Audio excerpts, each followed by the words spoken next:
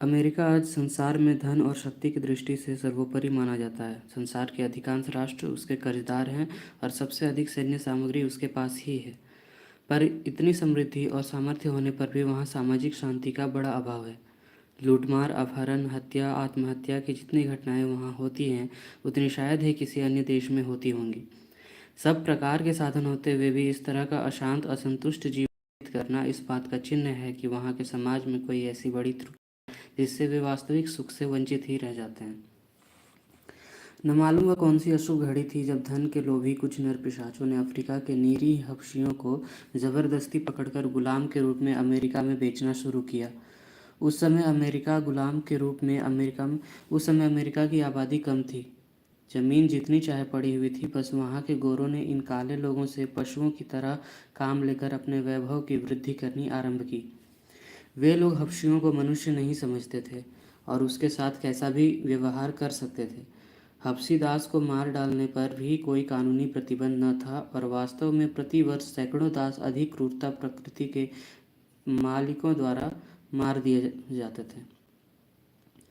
हबशियों की संतान, स्त्री, बच्चे सब मालिक की अचल संपत्ति की तरह माने जाते थे और उनको पीढ़ी दर पीढ़ी एक ही मालिक की दास्ता करनी पड़ती थी, जब तक वह स्वयं उसे किसी दूसरे के हाथ बेच न दे। अगर भीषण कष्टों को सहन न कर सकने के कारण कोई दास भाग जाता तो जानवरों की तरह उसका पीछा और खोज की जाती थी और उसे पकड़कर पहले से अधिक यंत्रणाएं दी जाती थी।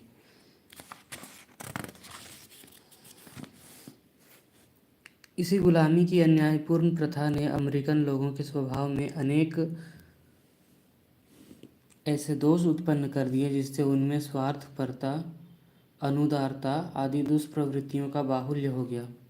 एक अटल सिद्धांत है कि जो व्यक्ति अधिकांश में जैसे वातावरण में रहता है, जैसा व्यापार धंधा रोजगार करता है, उसका स्वभाव भी तदनुकूल बन जाता है। हमने देखा है कि पुलिस के जो कर्मचारी गिरफ्तार व्यक्तियों को मारते पीटते गाली देते रहते हैं, वे अपने घर में भी प्रायः वैसा ही व्यवहार करने लगते हैं। एक कहावत है कि अभ्यास एक प्रकार की प्रकृति ही बन जाती है। वेश्याओं के, दुराचारियों के पड़ोस में रहने वाला व्यक्ति यदि चरित्रहीन बन जाए और सट्टा जुआ आदि के समीप रहने वाला जुआरी हो जाए तो इसमें कोई आश्चर्य नहीं। इसलिए यह उपदेश दिया गया है कि आत्मकल्याण का अभिलाषी सदा सत्संग और आत्मोत्थान के उपयुक्त वातावरण में ही रहे।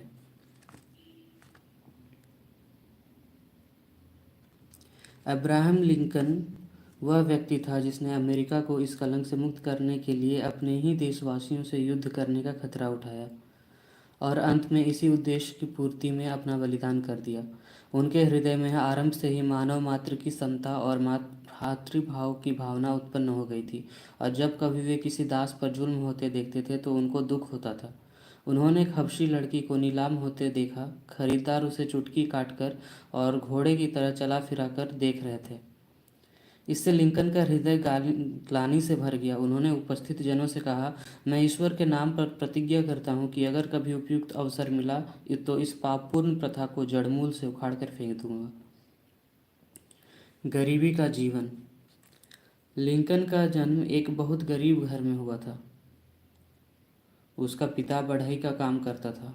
वह लकड़ी की छोटी कुटिया बनाकर उसी में परिवार सहित रहता था।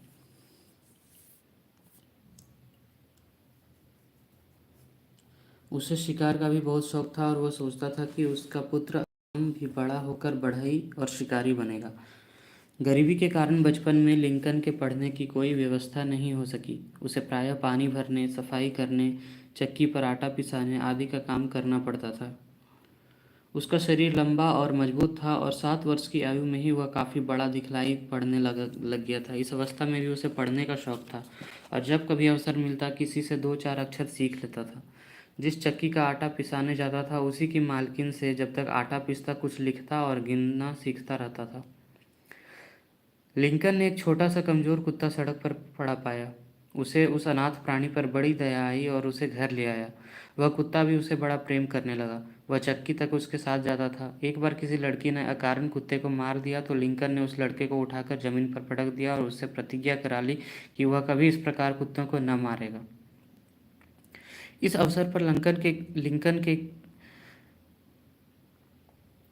इसी अवसर पर लिंकन के पिता ने अपने निवास स्थान को त्याग कर इंडियाना स्टेट में जाकर रहने का निश्चय किया। वह प्रदेश अधिक उपजाऊ और हरा भरा था और वहाँ शिकार के लायक जानवरों की भी बहुत आयत थी। वहाँ एक जगह पसंद करके उन्होंने जंगल को साफ करके लकड़ियों के गट्ठों का एक अहाता बनाया, जिसको 3 तरफ से बंद करके चौथी तरफ खुला रखा रखा गया था। इस तरह सदा अग्नि जलती रहती थी, जिससे घर गर्म रहता था और जंगली जानवर पास नहीं आने पाते थे। आरंभ में तो इन लोगों को शिकार करके ही जीवन निर्वाह करना पड़ा। फिर धीरे धीरे जंगल काटकर 160 एकड़ जमीन का पट्टा अपने नाम करा लिया और उसकी कीमत का चौथाई भाग $80 पहली किस्त के रूप में सरकारी खजाने में जमा करा दिया। दूसरे ही वर्ष नई बस्ती के निवासियों में एक प्रकार का रोग फैल गया, जिसका कारण किसी जहरीले पौधे के खाने से पशुओं के दूध का विषाक्त हो जाना था। इसके फल से अनेक लोग मर गए, जिनमें लिंकन की माँ भी थी। इससे लिंकन और उसकी छोटी बहन बड़ी मुसीबत में पड़ गए। थोड़े दिन बाद उसका पिता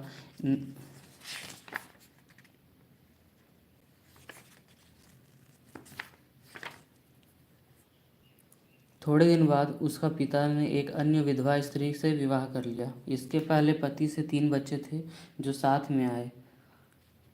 यह नई स्त्री अधिक होशियार और गृह प्रबंध में अधिक चतुर थी। उसने थोड़े ही दिन में सुव्यवस्था द्वारा उस घर से गरीबी और गंदगी को हटाकर काया पलट कर दी। वह 5 बच्चों को समान रूप से प्रेम करती थी और उसने शीघ्र ही उस सबके स्कूल जाने की व्यवस्था कर दी। धीरे धीरे वहाँ अन्य लोग आकर बसते गए और कुछ समय में वहाँ एक बड़ा गांव बस गया।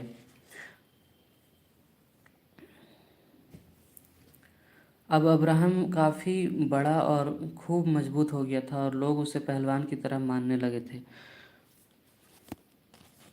वह धर्मोपदेशकों तथा राजनीतिज्ञों की ऐसी बढ़िया नकल कर लेता था कि सुनने वाले हंसते हंसते लोटपोट हो जाते थे। वह अपने समस्त कामों की तरफ से ऐसा लापरवाह रहता था कि लोग उसे आलसी समझने लगे, पर वह हर तरह की पुस्तकों का पढ़ने का शौकीन था और किसी भी विषय पर बातचीत चलने पर उनके उदाहरण सुना दिया करता था। स्वावलंबन द्वारा प्रगति। 17 साल की आयु में अब्राहम ने एक नाविक की नौकरी कर ली। उसे 37 सेंट लगभग ₹1 रोज मजदूरी मिलती थी। तो उस जमाने में भी कम ही थी। उसे ओहियो नदी पर तरह तरह की नावों और स्टीमरों का रंग बिरंगे मनुष्यों और सामग्री सहित आना जाना एक बढ़िया दृश्य जान पड़ता था।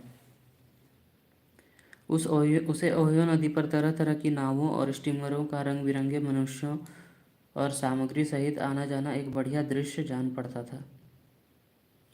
19 साल की आयु में उसने उस कम मजदूरी वाले काम को छोड़ दिया और बड़े स्टीमर पर नौकर होकर अपने गांव से लगभग 1000 मील दूर न्यू ऑरलिन्स के बड़े नगर तक जाने का निश्चय किया। न्यू ऑरलिन्स में उसने नया ही दृश्य देखा और वह स्थान उसे बड़ा हलचलपूर्ण जान पड़ा। वहाँ उसे इतनी संपत्ति दिखाई पड़ी जिसका कोई हिसाब नहीं। वहाँ लोग फ्रांसीसी, स्पेनिश, पुर्तगीज और तरह तरह की भाषाओं में पुकार पुकार कर काले गुलामों से तंबाकू, चीनी आदि के बारे में जहाज़ों पर चढ़वाने और उतरवाने में लगे हुए थे। जब वह वहाँ से घर वापस आया तो अपनी कमाई के $24 पिता को दे दिए।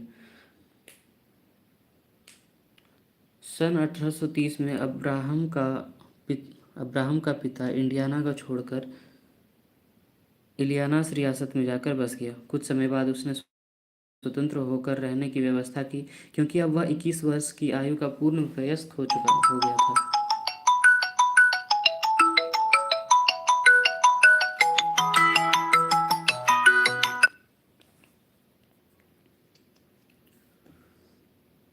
कुछ समय बाद उसने स्वतंत्र होकर रहने की व्यवस्था की, क्योंकि वह 21 वर्ष की आयु का पूर्ण वयस्क हो गया था। वह एक बार फिर बड़ी नाव पर नौकर होकर न्यू ऑरलिन्स गया और वहां से लौटकर इलियानास में ही एक दुकान में नौकरी कर ली। यहाँ पर उसे शासन सभा के चुनाव में क्लर्क का काम करना पड़ा, जिससे राजनीति के संबंध में उसे कुछ जानकारी हो गई। सन 1832 में वह स्वयं स्थानीय शासन सभा के लिए उम्मीदवार हो गया, पर उसे बुरी तरह हारना पड़ा। तब उसने न्यू सालेम नामक शासन सभा के लिए उम्मीदवार बना और सबसे अधिक मत प्राप्त करके सदस्य बन गया। इसी समय उसका प्रेम रटलेज नाम की युवती से हुआ, पर विवाह से पूर्व ही उसकी मृत्यु हो गई और अब्राहम को सदैव उसका शौक बना रहा। अब्राहम अपने बचे हुए समय में कानून का अध्ययन करता रहता था और कुछ समय बाद उसने एक अन्य व्यक्ति के साझे में वकील का धंधा शुरू किया, पर ये दोनों ही अपने धंधे की अपेक्षा राजनीति में अधिक अनुराग रखते थे।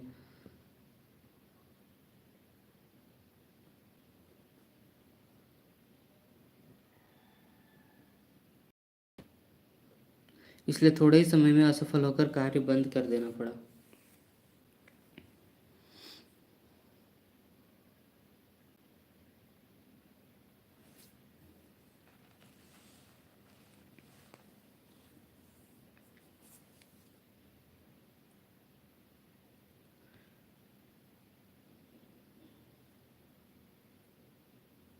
एक बार फिर बड़ी नाव पर नौकर होकर न्यू ऑरलिन्स गया और वहां से लौटकर इलियानस में ही एक दुकान में नौकरी कर ली। यहाँ पर उसे शासन सभा के चुनाव में क्लर्क का काम करना पड़ा, जिससे राजनीति के संबंध में उसे कुछ जानकारी हो गई। वह स्वयं स्थानीय शासन सभा के लिए उम्मीदवार हो गया, पर उसे बुरी तरह हारना पड़ा। जब उसने न्यू सालेम नामक स्थान में पोस्टर मास्टर का काम कर लिया और 2 साल बाद फिर शासन सभा के लिए उम्मीदवार बना और सबसे अधिक मत प्राप्त करके सदस्य बन गया। इसी समय उसका प्रेम रटलेज नाम की युवती से हुआ, पर विवाह से पूर्व ही उसकी मृत्यु हो गई और अब्राहम को सदैव उसका शौक बना रहा। अब्राहम अपने बचे हुए समय में कानून का अध्ययन करता रहता था और कुछ समय बाद उसने एक अन्य व्यक्ति के साझे में वकील का धंधा शुरू किया, पर ये दोनों ही अपने धंधे की अपेक्षा राजनीति में अधिक अनुराग रखते थे, इसलिए थोड़े ही समय में असफल होकर कार्य बंद कर देना पड़ा।